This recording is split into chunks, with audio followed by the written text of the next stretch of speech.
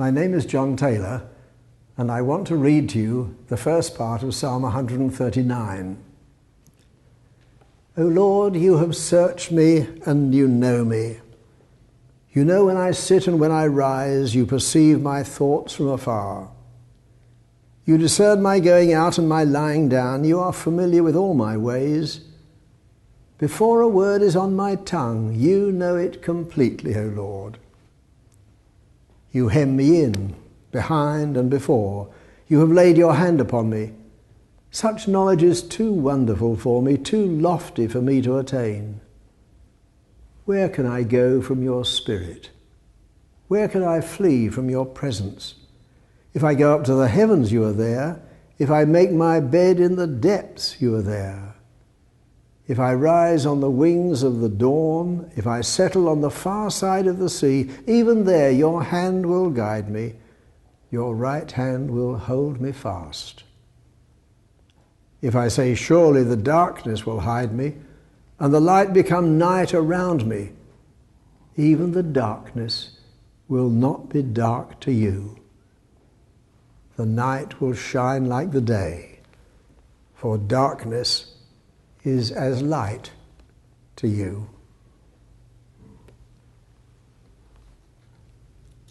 I know it sounds a trifle ridiculous, but from time to time I found myself asking groups of teenagers the question, can you tell me how many hands God has?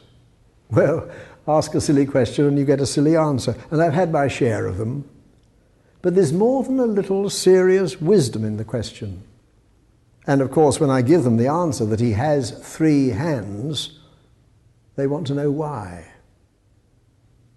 I discovered the answer for myself when I was invited to visit a parish near to Cambridge to conduct a special service. It consisted of a service of confirmation.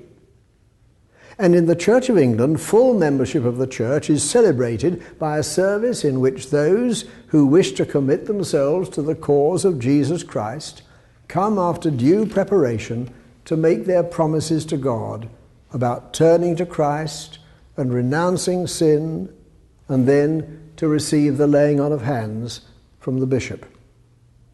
On this occasion, I was the bishop, as you can tell from my purple shirt front. The minister of the parish to which I was going asked me what Bible readings I would like to have. And in a moment of rashness, I suggested that he chose the passage and I would preach on it. Actually, it was not all that rash, because there are a number of Bible passages that have been designed suitable for use at confirmations. But instead of choosing one of them, he discussed it with the 15 or so candidates for confirmation and asked them which they would like me to preach on. And they chose their favourite psalm, Psalm 139, that I've just read. But as soon as I heard that, I thought, what link does this wonderful psalm, wonderful as it is, have to do with being confirmed? I immediately regretted my rashness, but knew I couldn't let the candidates down. I began to read the psalm again. O Lord, you have searched me and you know me. You know when I sit and when I rise. You perceive my thoughts from afar. You discern my going out and my lying down. You are familiar with all my ways. Before a word is on my tongue, you know it completely, O Lord. You hem me in, behind and before, and you have laid your hand upon me. Marvelous. Confirmation is all about the laying on of hands, so maybe there was the tie-up. Relief came to me. I read on and came to verse 9. If I rise on the wings of the dawn, if I settle on the far side of the sea, even there your hand will guide me. Your right hand will hold me fast. Would you believe it? The psalm speaks in no less than 3 places about God's hand. Perfect for a 3-point sermon. I then did what I often do, with an Old Testament text at any rate. I consulted the Hebrew original.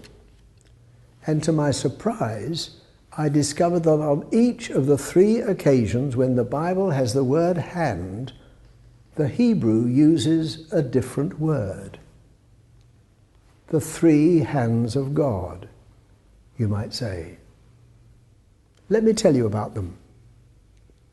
The first word is the Hebrew kaf, K-A-P-H. This is the palm of the hand. Kaf is a letter in Hebrew and it is shaped a bit like that, a curved. It's the palm of the hand or the open hand, slightly cupped as it would be if you were placing it on someone's head. It is the hand used in blessing, the protective hand that a father places on his child's head. That ties in the words of verse 5. You hem me in behind and before, you have laid your hand upon me. So I was able to explain to the young men and women who knelt one by one in front of me in this service of confirmation that God the Heavenly Father was offering them, no, promising them, that his hand would be upon their lives from now onwards, to guarantee them his continuing love and his protective care. I then moved on to verse 10, where 2 other words caught the eye. The first was the word yad, Y-A-D. The yad is the upright hand, or the hand that points. If you go to a synagogue today and watch as the scroll of the law is taken out of the ark to be read, you'll see that the reader, confronted by a huge area of Hebrew script, uses a marker to make sure he doesn't lose the place. That marker is called in Hebrew a yad, a pointer. Sometimes it's made of silver and is in the shape of a hand or a pointing finger. Because the yad is like an upright hand, it can also mean a standing stone, an obelisk. So it comes to be a monument. And if you ever go to Israel, you'll not want to miss going to see the heart-stopping memorial to the victims of the Holocaust called Yad Vashem, a monument and a name. In Psalm 139, the yad has more the meaning of the pointer, the guidepost. And the psalmist sings of the Lord, whose yad will guide me however far away from him I may find myself. From the story of Abraham, right the way through the Bible, we're presented with a God who not only cares for and protects his people, Kaf, but who also guides them in the way that they must go.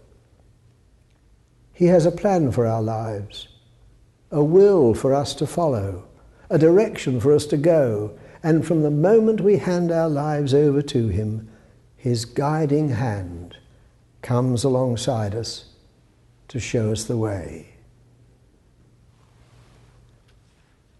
Finally, we come to the third word, the right hand of God. If you don't mind another Hebrew lesson, this is the word yamin, Y-A-M-I-N. It has 2 separate but related meanings. It means just that, your right hand. The other meaning is the geographical term, the south.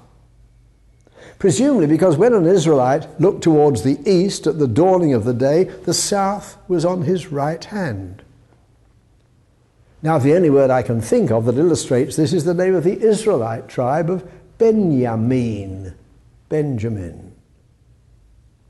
You may recall that Benjamin was Jacob's youngest son, who was born to his beloved wife Rachel, who sadly died in childbirth and was buried near Bethlehem. She named her son before she died Ben-Oni, son of my distress. But after her death, his father Jacob changed the name to Benjamin, son of my right hand. Though to add to the mystery, The tribe of the Benjaminites were also called the sons of the south, because that was where their tribal area was, but that's another story. The important point is that the right hand is the stronger side of the man, and your right hand is where your strength is situated. So the psalmist looks to God and says, your right hand will hold me fast. So to those young Christians in that Cambridge parish, their choice of Psalm 139 brought them the message that not only has God got three hands, but they're all in use at their confirmation and throughout their lives as God's way of protecting them and of guiding them and of strengthening them. He will hold you fast, is the message of God's hands. So whatever age we are, let's claim the benefits of God's hands upon our lives. And now a few more words of Psalm 139 to complete the reading. Then after those words, the psalm concludes with those haunting words, search me, O God, and know my heart. Test me and know my anxious thoughts.